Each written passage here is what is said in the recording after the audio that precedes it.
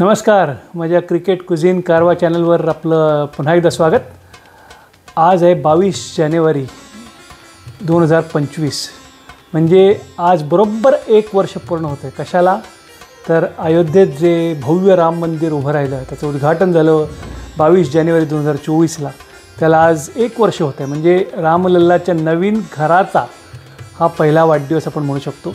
आणि त्यानिमित्ताने माझ्या अयोध्या दौऱ्याच्या सगळ्या आठवणी पुन्हा एकदा जाग्या झाल्या. म्हणजे 2019 सालचा जो विश्वचषक होता त्याच्यात भारत इंग्लंड सामना लखनौला होता आणि लखनौवरनं मी अयोध्येला गेलो. अर्थात तेव्हा मंदिराचं काम पूर्ण झालं नव्हतं, 3 महिने आधी होतं. पण ज्या वेगाने काम चाललं होतं ते बघता मला खरंच शंका होती की 22 जानेवारीला उद्घाटन कसं होणार. पण जे आपण बघितलं सगळ्यांनी, भव्य राम मंदिर, इतकं सुरेख राम मंदिर, खरंच सगळ्या कारागिरांची आणि जे कोण त्या प्रोजेक्टमध्ये गुंतले होते त्या सगळ्यांची कमाल आहे. पण मला एक सांगायचं आहे, तुम्ही जे अयोध्येला जाल ना तेव्हा अर्थात राम जन्मभूमी मंदिर हे तर प्राईम अट्रॅक्शन आहे आणि श्रद्धेचा भाग आहे, तिकडे जालच. पण अयोध्या बाकीची पण मंदिरं बघण्यासारखी आहेत. म्हणजे मी जी सुरुवात केली की पहिल्यांदा मी गेलो हनुमानगढी. हनुमानगढी म्हणजे प्रभू रामचंद्र अयोध्येत परत आल्यानंतर हनुमानानं तिकडे वास्तव्य केलं होतं आणि अयोध्येचं रक्षण करायला त्याचं थोडंसं सुरुवातीच्या भागात आहे. म्हणजे इकडून सगळा तो मार्ग चालू होतो. तर हनुमानगढी एक तुम्ही अवश्य बघा. आणि हनुमानगढीवरनं तुम्ही असं सरळ जाल ना तर एक उजवीकडे एक राजद्वार म्हणून एक सुंदर असा पॅलेस आहे. अर्थात तो आता बंद असतो, मला वाटतं तो वर्षातून एकदाच काहीतरी यात्रेच्या निमित्ताने उघडतात. पण त्याचं रूप बाहेरनं बघितलं ना कळतं की इथे किती भव्य राजवाडा आहे. तर तुम्ही राजद्वार बघा. म्हणजे तुम्ही असं डोळ्यासमोर आणू शकतो. एक असा रस्ता आहे तिथून जाणारा. इथून सगळे राम, लक्ष्मण, भरत, शत्रुघ्न, दशरथ राजाला भेटायला जात असतील. कारण तुम्ही पुढे जाल तर दशरथ महल आहे, दशरथ राजाचा हे आहे. आणि कनक भवन आहे. कनक भवन म्हणजे एकेकाळी हे सोन्याचं होतं. त्याची कहाणी तुम्ही ऐका माझ्या या व्हिडिओमध्येच. ते कनक भवन बघा. आणि सीता की रसोई आहे. सीता की रसोई हे अक्षरशः एक म्हणजे मंदिराचा भाग आहे, पण सीता की रसोई त्याला पण म्हणतात. इकडे अक्षरशः मला थोडंसं वाईट वाटलं. अनेक अनाथ लोक ज्यांना आता काहीही आधार उरलेला नाही, त्या आयुष्याचं शेवट व्यतीत करायला अयोध्येत आलेले असतात. त्यांच्याकरता अशा बॅरॅक्स उभारल्या आहेत, त्यांच्या रोजच्या जेवणाची सोय होते, असे लोक आहेत. आणि काही लोक जे आपलं प्रोफेशन हे भिक्षुकीकरता ठरवलेलं आहे, त्याच्या अभ्यासक्रमाकरता आलेले असे बटू पण बघितले मी. सो असं मिक्स क्राऊड त्या सीता की रसोईच्या जवळ होतं. म्हणजे तिकडे ते भंडारा किंवा जे अन्नदान चालतं त्याच्यावर त्यांचं गुजराण होते. थोडंसं वाईट वाटणारी गोष्ट आहे. म्हणजे त्यांना खरंच कोणीही पाश नाही आता उरले, अशी लोकं पण तिकडे बघितली. पण अयोध्येत हे सगळं बघा. म्हणजे नुसतंच राम जन्मभूमी मंदिर बघू नका, तर सगळं बघा. तर माझ्या त्या अयोध्या दौऱ्याची मी सुरुवात आता हनुमानगढीपासून करतो आहे. तर आपण हनुमानगढीपासून पुढे जात राहूया. चला.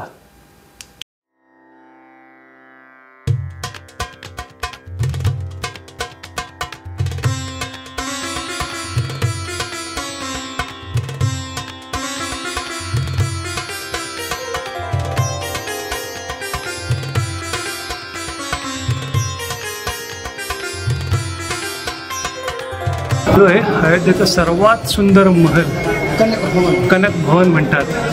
त्याच्याकरता आलो आहे. त्याची स्टोरी आहे का?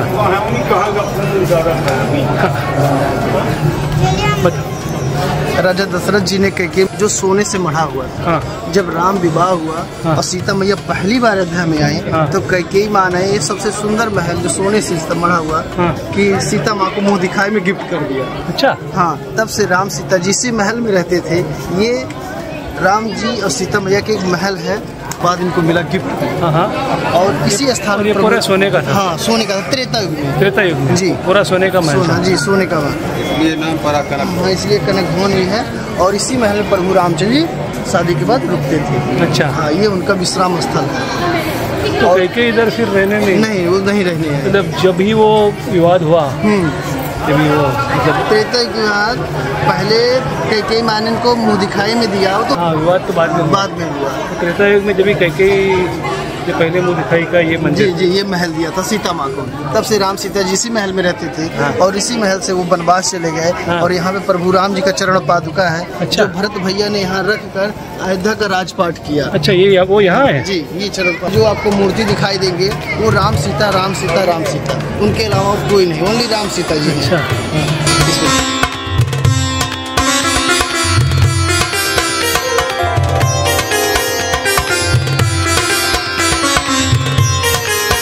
खरंच अयोध्येला आलो मी, एक इकडचं मंदिर आणि महल बघताना मी खरंच पूर्ण रामायणात हरवून गेलो आहे। फार सुंदर आहे, फार सुंदर आहे, नक्की बघा। परत एकदा त्या कनक महालाच्या आतमध्ये आलो आहे आणि बघ तुम्हाला दिसेल रामाचं लग्न म्हणजे सीता स्वयंवर झाल्यानंतर राम ज्या इथे आले ये महल ओरछा के महाराज ने बनवाया। अच्छा। महल है ओरछा के महाराज ने बनवाया, जो टीकमगढ़ एमपी में पड़ता है। अच्छा। हाँ, महाराजा प्रताप सिंह।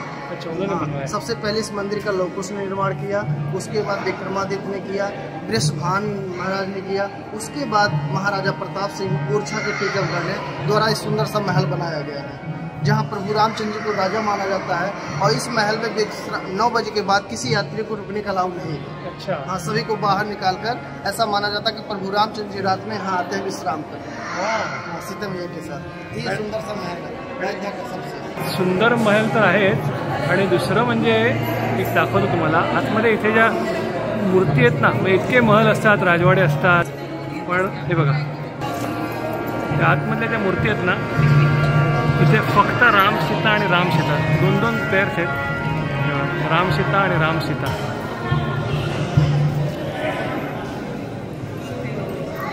म्हणजे थोडक्यात अतिशय प्रायव्हेट महल आहे राम सीतेचा। इथे लक्ष्मण नाही, हनुमान नाही, भरत शत्रुघ्न कोणी नाही, फक्त राम सीताचा महल आहे, कनक महल आहे। म्हणजे खरंच हा जर का सोन्याचा असता एकेकाळी तर काय दिसला असता, अप्रतिम। तर तुम्हाला मी अयोध्येचं दर्शन तर घडवलं आहे, तुम्ही राम जन्मभूमी बघायला अवश्य जा, नीट प्लॅन करून जा, म्हणजे तुमचा वेळ वाचेल, व्यवस्थित दर्शन होतं आणि रामलल्लाचं दर्शन घेऊन या। ज्याच्याकरता अट्टहास केला होता, याच्यासाठी केला होता अट्टहास, तो खरंच क्षण बघण्यासारखा आहे। आज त्याला 1 वर्ष पूर्ण होतं आहे। अवश्य भेट द्या, राम जन्मभूमीला भेट द्या आणि माझ्या या चॅनल क्रिकेट कुझिन कारवालाही भेट देत राहा।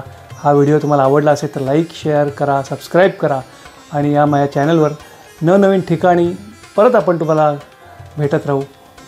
बघत राहा क्रिकेट कुझिन कारवा। धन्यवाद।